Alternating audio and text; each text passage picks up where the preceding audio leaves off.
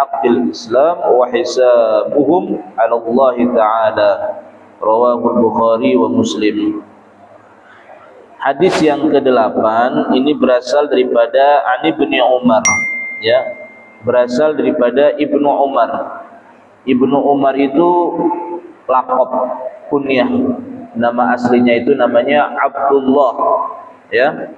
Abdullah bin Umar, ya. Tetapi dijuluki dia dengan Ibnu Umar, masyhur. Beliau adalah sahabat Rasulullah yang banyak meriwayatkan hadis. Justru disebut oleh para muhaddisin Ibnu Umar itu urutan kedua yang banyak meriwayatkan hadis, di bawahnya Abu Hurairah, ya. Jadinya Ibnu Umar itu banyak meriwayatkan hadis, ya. Namanya Ibnu Umar. Ada juga disebut beliau juga dengan sebutan Abi Abdurrahman, ya, Abdullah ibni Umar. Dia dikenal dengan Ibnu Umar, juga memiliki kunyah Abi Abdurrahman, ya. Seperti bapak di satu sisi dikenal oleh banyak orang adalah putranya Al-Maqfurullah Tuan Guru Haji Akmaluddin, di satu sisi dikenal dengan nama peramanya. Pak Hilman, nama peramanya siapa? Siapa nama peramanya? Ya. Ya. Di satu sisi kita sebut dia Ama Laila, di satu sisi kita sebut dia Hilman, di satu sisi kita sebut dia Ibnu Sattar. Ini biar santri paham, ya. Sama dengan Ibnu Umar, di satu sisi dia dikenal dengan Ibnu Umar, di satu sisi dia disebut dengan Abdullah bin Umar, di satu sisi dia disebut dengan Abi Abdurrahman, ya. Nah, biar kalian gak bingung nanti kalau menjelaskan hadis di hadapan keluarga kalian, ya. Ini kok di hadis yang ini namanya Ibnu Umar, di hadis yang ini kok namanya Abi Abdurrahman, di hadis yang ini kok namanya Abdullah bin Umar. Jadi kalian tahu bahwa itu satu orang, ya. Itu satu orang. Ibnu Umar sahabat yang senantiasa ngekorin jalannya Nabi. Di mana Nabi berhenti, di situ Ibnu Umar berhenti, ya. Nah, sehingga apa? Sehingga banyak dia mengetahui tentang hadis-hadis Rasulullah, ya. Termasuk hadis yang ke-8 ini, ya. Ani bin Umar radhiyallahu taala anhuma, ya, ini semoga Allah meridhai keduanya. Siapa keduanya di sini? Yakni Abdullah bin Umar dan bapaknya Umar bin Khattab, ya. Kalau dua-duanya perawi itu dua-duanya sudah iman, maka kalimatnya radhiyallahu taala anhuma.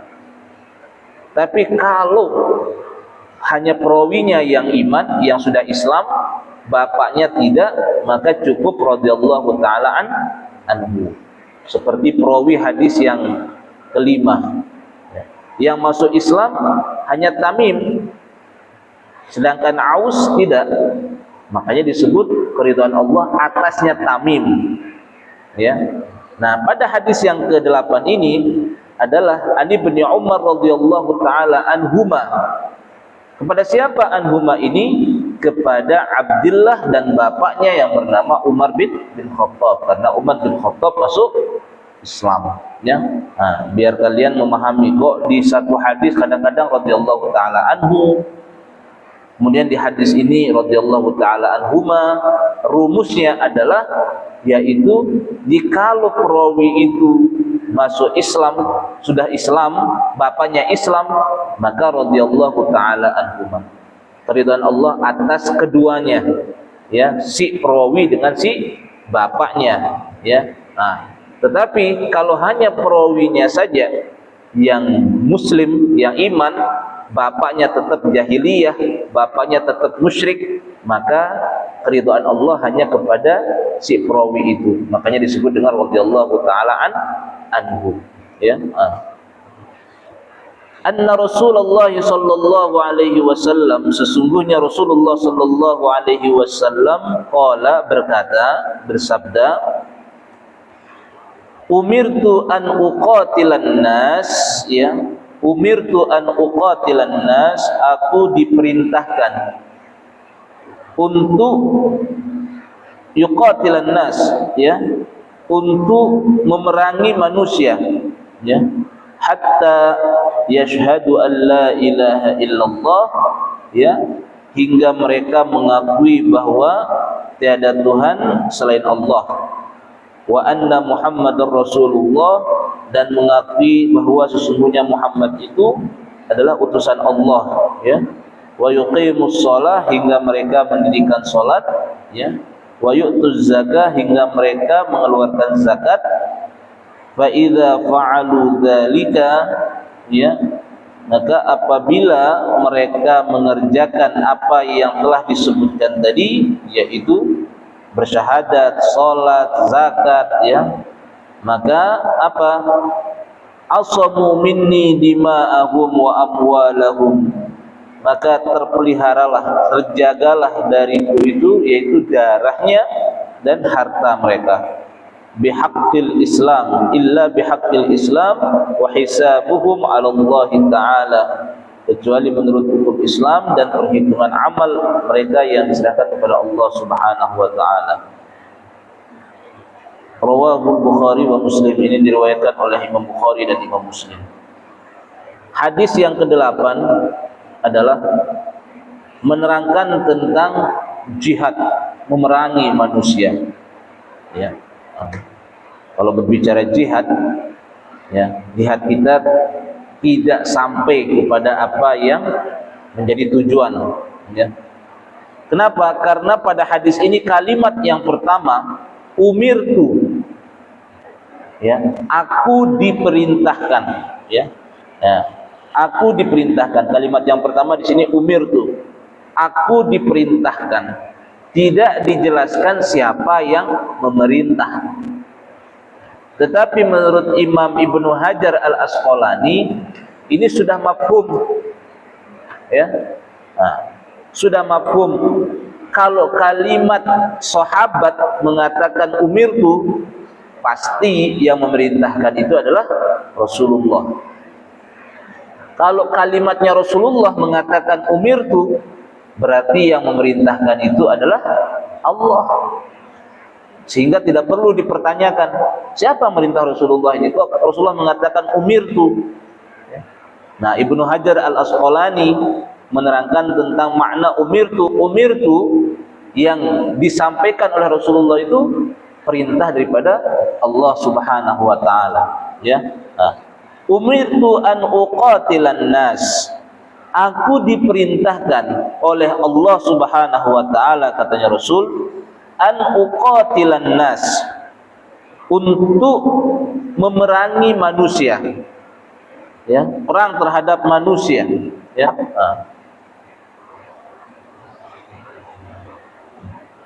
Perang menghadap manusia maksudnya di sini itu adalah dengan kata-kata uqatilan nas, ya, yaitu kata an-nas mencakup daripada makhluk, ya, mencakup daripada makhluk. Kata an-nas itu adalah bentuk daripada perintah kepada semua. Semua di sini apa? Wa ma khalaqtul jin wal ins illa liya'budun. Berarti bukan hanya manusia saja. Rasulullah diperintahkan uqatilan nas, memerangi manusia, baik manusia dari kalangan bangsa jin maupun dari kalangan bangsa manusia itu sendiri. Ya, jadinya mencakup. Makanya Rasulullah itu dakwahnya bukan hanya di kalangan kita saja, jin juga. Dakwah itu mencakup semuanya. Nah, mungkin kalian kita merasa bahwa dakwah itu hanya pada diri kita saja. Kalau Rasulullah diperintah oleh Allah untuk mendakwahi semua. baik bangsa jin maupun bangsa manusia.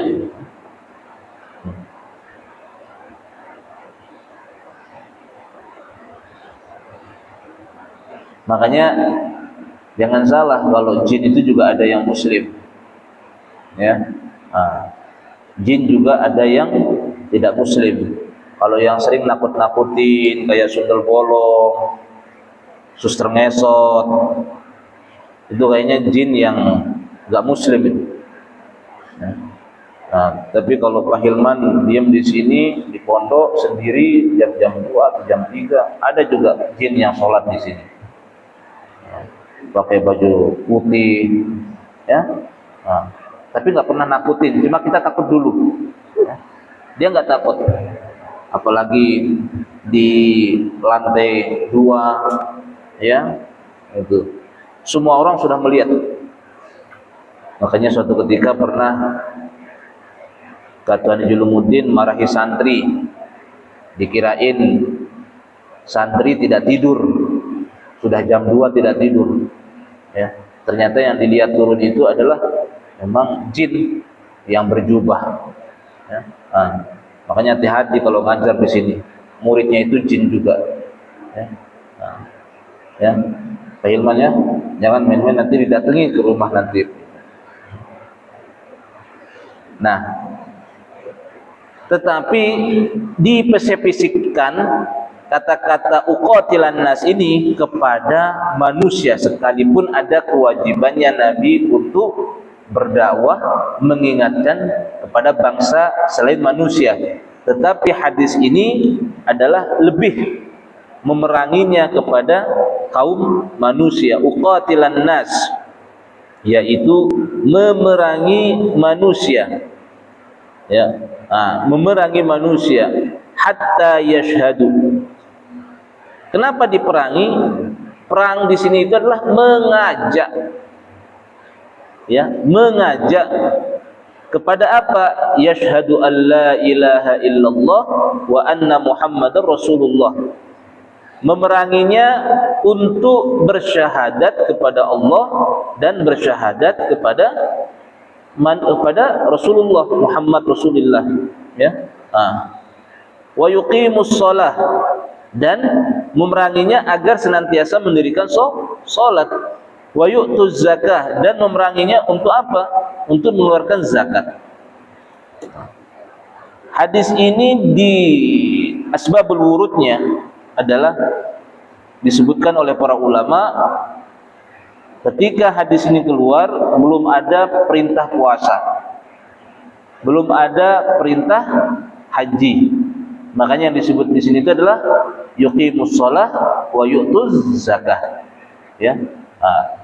Rasulullah diperintahkan Allah untuk memerangi mereka-mereka yang tidak iman kepada Allah, iman kepada Rasulullah, iman kepada tidak mau mengerjakan sholat dan tidak mau mengeluarkan zakat.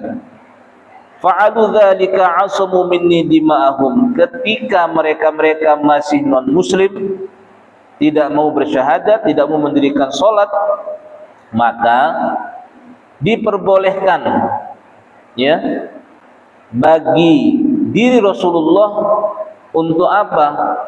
Mengambil barang-barang rampasan. Ini yang disebut dengan barang-barang ghanimah, ya. Tetapi kalau orang-orang tersebut masuk Islam, ya, mengerjakan sholat, mengeluarkan zakat, maka haram untuk diambil apa? Dima'ahum, ya, darahnya, wa amwalahum, dan hartanya, ya. Illa bihaqqil Islam wa hisabuhum 'alallahi ta'ala, ya, kecuali menurut hukum Islam dan perhitungan amal, ya, yang diserahkan kepada Allah Subhanahu wa taala. Harta orang yang non muslim, harta orang yang musyrik itu dihalalkan oleh Allah di masanya Nabi Muhammad sallallahu alaihi wasallam. Kalau dulu di masanya Nabi Allah Musa atau nabi-nabi sebelumnya itu tidak dihalalkan, ya. tetap dia haram. Tetapi di masanya Nabi Muhammad itu dihalalkan, kecuali dia bersyahadat. Nah, makanya ketika Rasulullah melakukan perang seperti di perang Hunain, ya. Nah, ketika Rasulullah melakukan peperangan di perang Hunain, banyak rampasan-rampasan perang yang dikumpulkan, ya. Nah, banyak rampasan-rampasan perang yang dikumpulkan. Nah, perang Hunain ini berada di antara Mekah dan Taif, ya. Nah, ketika itu Rasulullah kumpulkan nih barang-barang rampasan perang bersama sahabat-sahabat Ansor, bersama sahabat-sahabat Muhajirin yang ikut berperang. Akan tetapi ketika perang itu terjadi, ya, sebagian dari tawanan-tawanan perang, ya, itu mengucapkan syahadah, ya, bersyahadah. Asyhadu an la ilaha illallah wa asyhadu annaka Muhammadur Rasulullah, bersyahadah. Sehingga ketika itu pembagian barang-barang rampasan perang itu tidak diberikan kepada kaum Ansor, ya. Nah, tidak diberikan kepada kaum Ansor, ya. Nah, sehingga kaum Ansor dia berumun. Nah, gerumun bahasa Indonesianya apa? Gerumun. Bergumul, ya. Bahasa Indonesia gerumung. Apa bahasa Indonesianya? Hah? Geremeng. Nah, bahasa kita geremeng, ya. Pokoknya bergerumun. Dan geremeng lah kah bahasa ini. Apa katanya? Rasulullah sudah tidak adil. Kita yang membantu dia perang, kita yang membela dia. Ketika rampasan perang dikumpulkan, malah dikasih kepada orang-orang yang baru masuk Islam. Ini katanya orang-orang Ansor, ya. Tapi dia di belakangnya Nabi, tidak berani ngeremang lejurun Nabi. Nah, sehingga apa? Sehingga ketika itu Rasulullah dengar geremeng-geremengnya orang Ansor.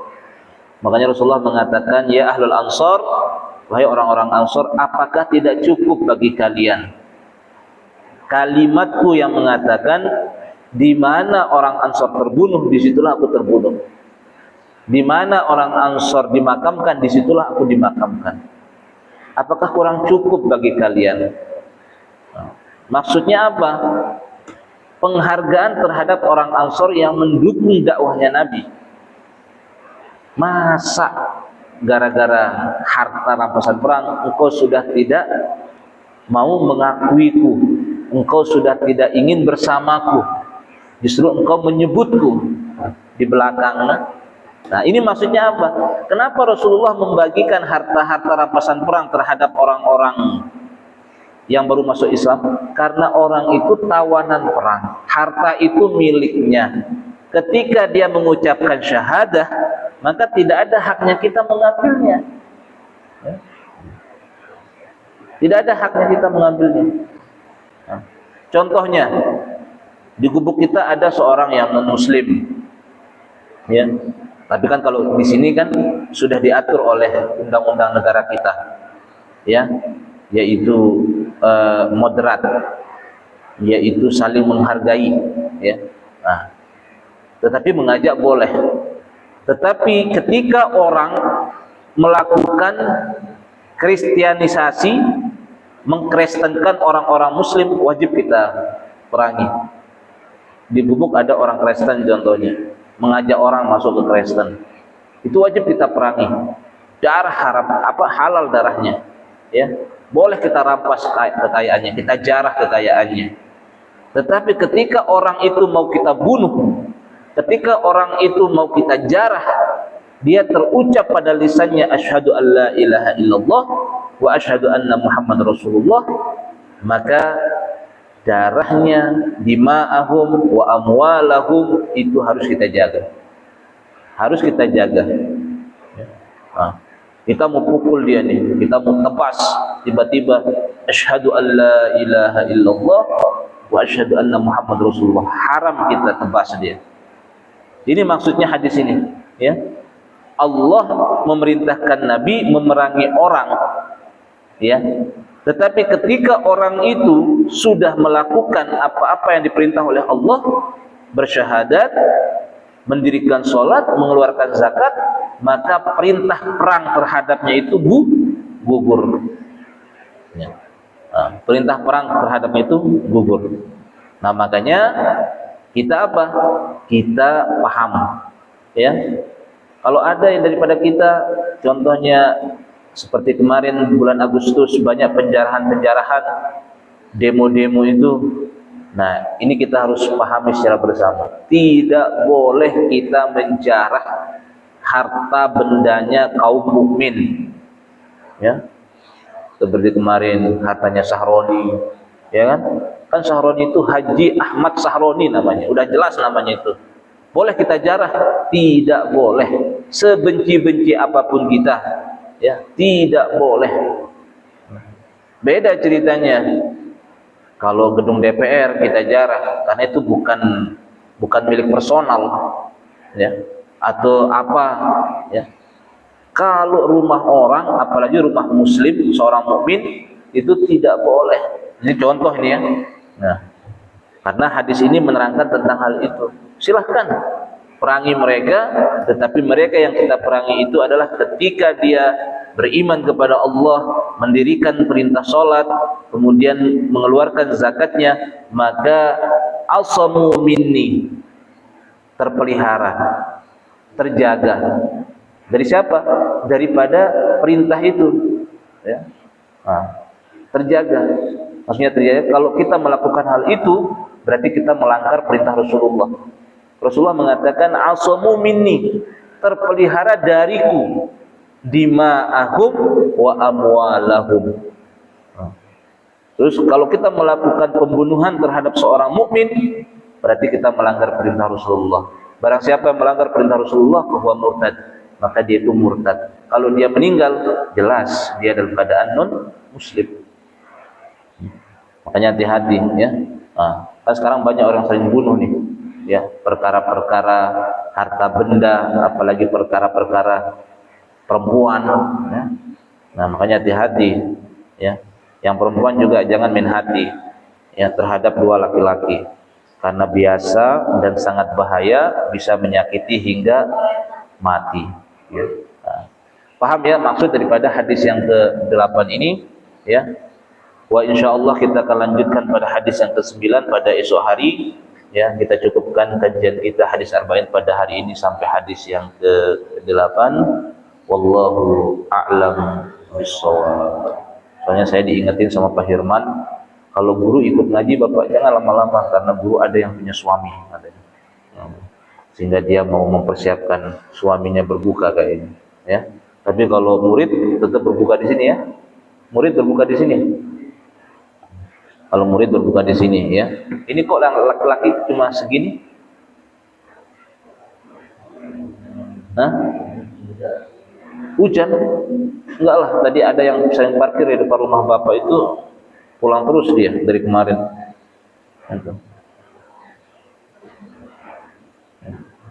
Mulai dari besok Pak Hilman, ini ada PLT Kepala Sekolah SMK, ada Wakasek SMP, tahdzir dia, berikan dia sanksi. Dan kalau lebaran itu kita butuh sekali dana THR, ya. Nah, hukum dia dengan dia berikan kita THR, ya.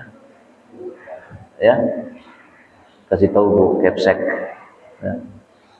Ya, siapa-siapa yang tidak ikut pengajian, siapa-siapa yang tidak ikut daurah, ya, nanti kita berikan dia hadiah untuk memberikan kita THR, ya. Nah, kasihan guru-gurunya sudah meninggalkan suami istri, sudah meninggalkan istrinya, meninggalkan suaminya, tiba-tiba anak-anak tidak ada yang masuk, ya. Nah, ini harus dijaga biar ada etika di dalam pendidikan kita. Baiklah, mari kita tutup dengan bersama-sama membaca suratul Fatihah. Kita niatkan diri kita, semoga Allah Subhanahu wa taala memberikan kesehatan, keafiatan, panjang umur diberi dengan ketaatan, kemudian dilancarkan segala urusan kita, dikhatamkan puasa kita sampai pada akhir Ramadan. Wabil khusus kita niatkan Al-Maqfulah Tuan Guru Haji Akmaluddin, muassis daripada Pondok Pesantren Sirajul Ulum, mudah-mudahan diberikan limpah rahmat maghfirah di dalam kuburnya, diterangi kuburannya, dilapangkan kuburannya, dijadikan kuburannya taman daripada taman surga, dan kita dijadikan sebagai santri beliau yang istiqomah menjaga tradisi dan amalan-amalan beliau. Al-Fatihah. Bismillahirrahmanirrahim. Ar-Rahmanir-Rahim. Iyyaka na'budu. Mari kita sama-sama tutup dengan bacaan qasidah Syailillah ya Ramadan. Bismillahirrahmanirrahim. Syailillah ya Ramadan, Syailillah ya Ramadan, Syailillah ya Ramadan, bil qabul wal ghufran ya Hannan ya Mannan ya Qadim al-ihsan bahra judika malian jud lana bil ghufran Syailillah ya Ramadan, Syailillah ya Ramadan, Syailillah ya Ramadan, bil جد لهذا الإنسان عبد سوء خزيان من ذنوبه وحلال خائف إن الغضبان Syailillah ya Ramadan, Syailillah ya Ramadan, Syailillah ya Ramadan bil qabul Rabbana nasta'fid Rabbana nastardi wa lana dhannun bik ya raja ahlal iman Syailillah ya Ramadan, Syailillah ya Ramadan, Syailillah ya Ramadan bil qabul wal ghufran la tukhayyib raji tahta babika laji lam yazal biddaji qailan ya Hannan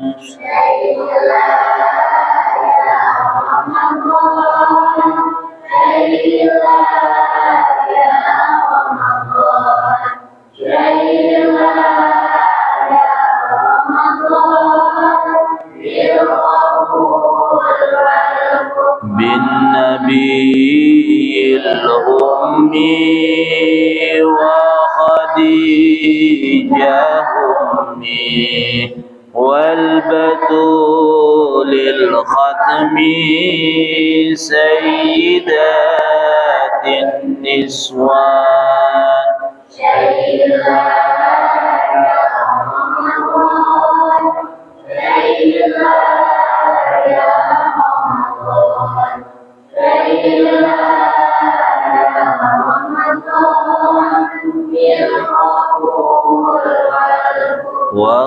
والصلاة الدائم على النبي بني هاشم عد من هو قائم بالعبادة سهران Syailillah ya Ramadan, Syailillah ya Ramadan, Syailillah ya Ramadan bil qabul wal ghufran. Al-Fatihah.